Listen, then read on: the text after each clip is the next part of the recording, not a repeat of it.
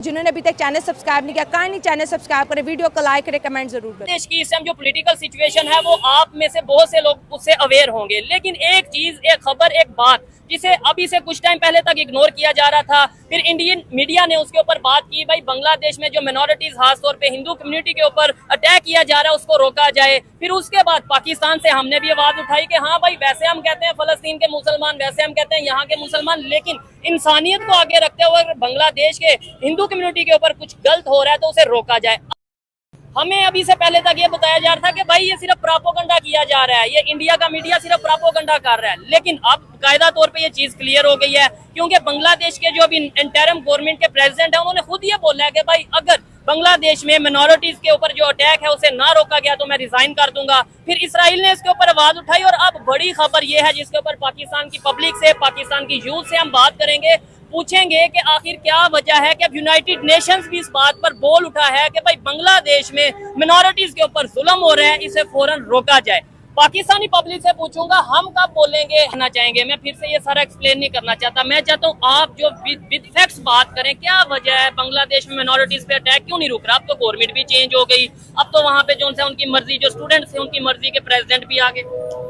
जी बिल्कुल ऐसी बात है। जब 5 अगस्त को ये सारा मामला हुआ तो तब पाकिस्तान कुछ ही घंटे बाद एक ये खबर भी सरफेस की इंडियन मीडिया की तरफ से कि बांग्लादेश में जो माइनॉरिटीज है, खासतौर पे हिंदू कम्युनिटी है, उसको लेके बहुत ज्यादा अटैक किए जा रहे हैं, उनके टेम्पल्स को आग लगाई जा रही है। बल्कि ये भी आया कि उनके कुछ क्रिकेटर जो हिंदू हैं जैसे लिटन दास, जो के बाद में शायद पता चला कि वो मुशर्रफे का जो उनका घर जलाया गया। अच्छा। तो पाकिस्तान के मीडिया पे ये पोर्ट्रे करना शुरू कर दिया गया कि मामला कुछ और है, इंडियन मीडिया इसको कुछ और रंग दे रहा है। A few moments later.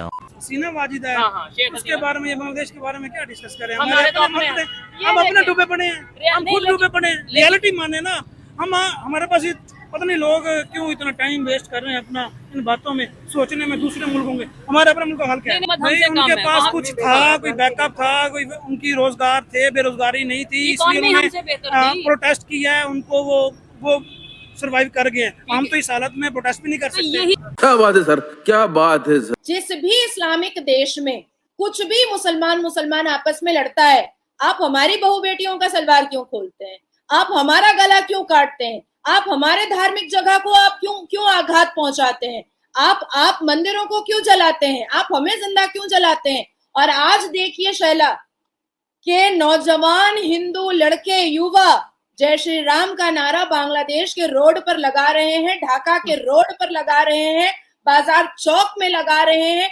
और बड़े बड़े बैनर लेकर के कह रहे हैं कि हम अब चुप नहीं रहेंगे, हम डिफेंस में चौथे पोजीशन पर हैं। और एक आवाज अगर भारत के आदरणीय प्रधानमंत्री जी ने अगर इजराइल को दे दिया, रशिया को दे दिया, सऊदी अरब को दे दिया, कतर को दे दिया और अलग अलग देशों को दे दिया, तो ये सारे देश एक साथ एक ही आवाज में बांग्लादेश के अंदर घुस जाएंगे और फिर हम उसको हिंद देश तो क्या, हम उसको पूरा का पूरा ही हिंद देश बना देंगे। तो बांग्लादेश फिर बचेगा ही नहीं, फिर एक नया मैप आएगा हिंद देश का। नकाब के अंदर से बड़ा बड़ा बंदूक निकाल रही है, तमंचा निकाल रही है, राइफल निकाल रही है हिजाब के अंदर से। इसलिए तो मैं कहती हूँ कि ये हिजाबन नहीं है, ये जिहादन है।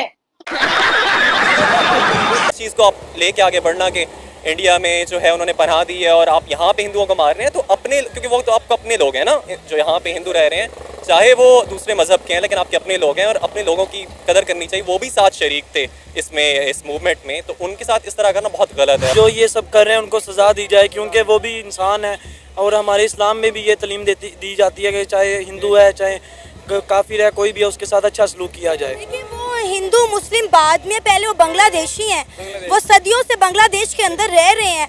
जितना उन्होंने इस मूवमेंट को बांग्लादेशियों ने सपोर्ट किया, उसने पार्टिसिपेट किया, उतना ही हिंदू कम्युनिटी ने भी उनका साथ दिया। गलत कर रहे हैं वो, जो गलत कर रहे हैं, बहुत गलत कर रहे हैं। आप क्या कहना चाहेंगे, हिंदू कम्युनिटी या कोई भी Christian community, Sikh community, Pakistan में हो, इस्लामिक कंट्री है बेशक, क्या करना चाहिए?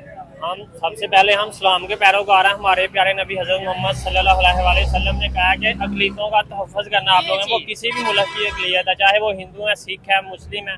हमारी जो अक़लियतें हैं दूसरे ममालिक में, हम भी एक अक़लियत के तौर पे जाने जाते हैं। ठीक है, यूरोपियन कंट्री में जब बर्मा में मुसलमानों के खिलाफ जुल्म होता है हमें दुख लगता है, जब शाम में होता है हमें दुख लगता है, फ़लस्तीन में होता है हमें दुख लगता है। इसी तरह जब हमारे मुल्क में वो कम्युनिटीज के खिलाफ जो है ना कोई जुल्म होगा या बांग्लादेश में होगा तो वो उन्हें दुख लगेगा। तो ये वो जो बांग्लादेश के वज़ीर-ए-आज़म उन्होंने बड़ी अच्छी बात की है कि उन्होंने अपने मुल्क के अंदर जो जुल्म हो रहा है किसी भी कम्युनिटी का, उन्होंने उस पर बात उठाई है, रोकने की कोशिश की है। और ये बोला कि मैं रिजाइन कर दूंगा। हाँ, इस चीज पे अगर ये वाकई उन्होंने दिल से बात की, अप्रिशिएट करना बनता है। आदिल भाई, आपने ये सारी सिचुएशन देखी, 10 लोगों से पूछा, 8 ने ये बोला भेज दो वापस, और यही सिचुएशन शायद बांग्लादेश में होगी, मतलब ऑलमोस्ट ऐसी। क्या कहना चाहेंगे बांग्लादेश? पहले ही ऑलरेडी पाकिस्तान में कहा जाता है कोई 22% शायद माइनॉरिटीज थी 1947 में, जो कि अब मेरे हाथ से 1 या 2% रह गई है। इसी तरह बांग्लादेश के भी कोई स्टैट्स देख रहे थे कि कुछ लोग कह रहे थे कोई 30+ एज थी माइनॉरिटीज की बांग्लादेश में, जो कि अब 8% तकरीबन रह गई है।